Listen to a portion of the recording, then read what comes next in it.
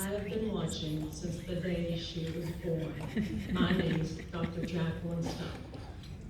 A graduate of Charleston Catholic High School, Jacqueline ventured to Florida to get her Bachelor of Science degree in Biology and Chemistry at the University of Miami. Coming back to West Virginia, she attended WVU School of Dentistry, where she served as president of Delta Sigma Delta, a dental fraternity focusing on education and community service. She graduated with her doctorate of dental surgery in 2012.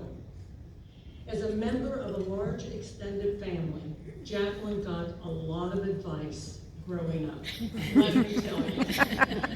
She was especially influenced by her two uncles, who helped guide her into a profession she absolutely loves, dramatically improving her patients' health and well-being by helping them achieve beautiful smiles. Those of you who know Jacqueline know she is a beautiful person.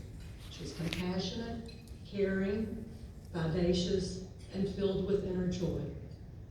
The only female dentist in her practice, Jacqueline is always looking for ways to push her practice forward by working with various dental and oral health groups at the local, state, and national level.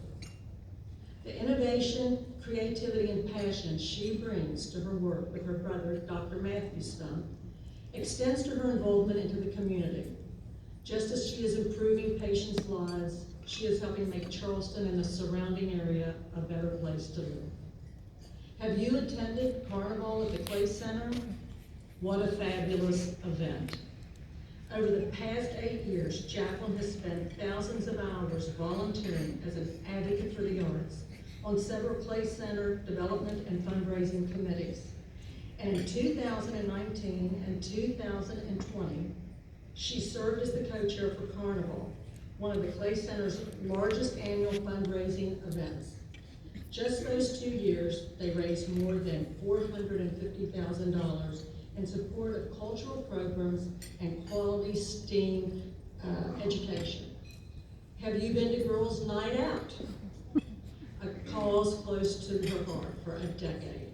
She has worked tirelessly as one of the lead chairwomen of Girls' Night Out event, bringing awareness to domestic violence and abuse that comes in all forms and can happen to anyone.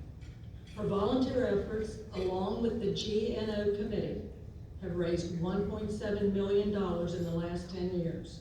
The proceeds directly benefit the YWCA Resolve Family Abuse Program.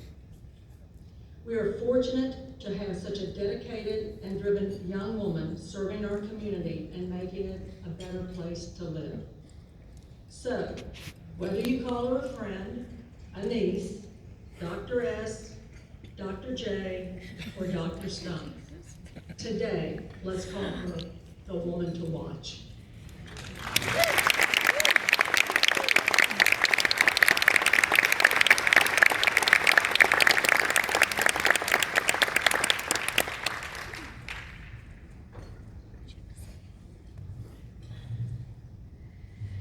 We're just a wait when she brings this up.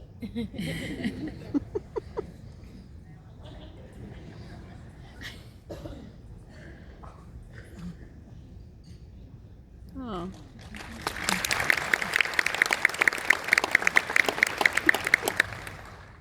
Good afternoon, and thank you, Anne Margaret, for that thoughtful introduction. I'm so humbled and grateful to be here today and to accept this award. To achieve greatness, society relies on individuals who are willing to inspire change and movement toward a better vision. The success of these women here today is an inspiration to me. It's an honor to be among the distinguished women who have fought so hard on behalf of our community.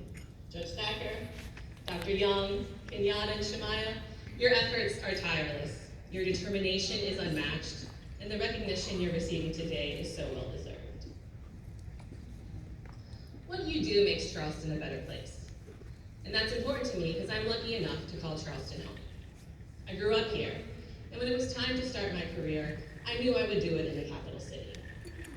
My family, my big, loud, often opinionated, funny, wonderful, always cooking, Lebanese family has been here for 3 generations.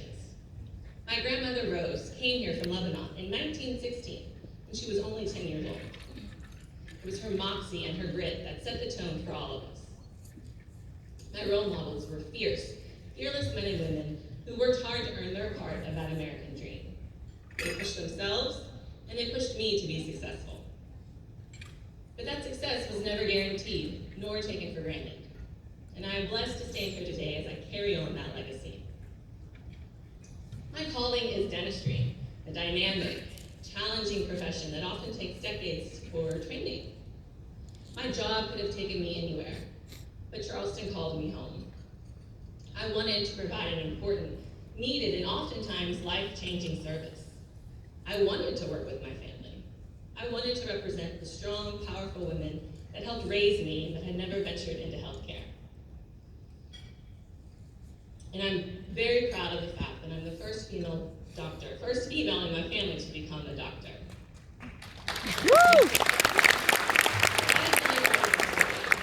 Even with all the blood, sweat, and tears that went into pursuing my passion, my family instilled in me that I have an obligation to give back to my community. Personal and professional success is only part of the equation. Going home to a nice house is certainly great, and if you know my family, you know we need some room to sort out. But our vision never stopped there.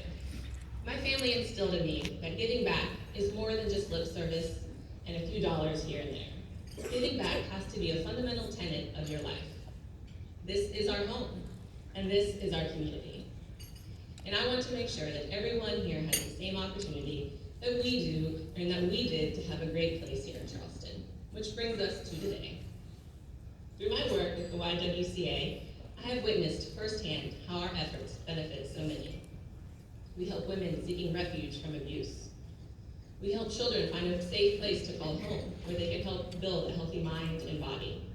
We give a voice to those who may not have one. And we stand up for those who may not be able to stand on their own. We have done a lot, but our work is far from being over. Thankfully, we have people like the women here today being celebrated, and all of you gathered in this room to keep up the fight and to continue moving our city forward. I'm very humbled to be here. I'm honored to represent my family, and I'm determined never to stop fighting to make this community the best that it can be. Thank you. You never asked that.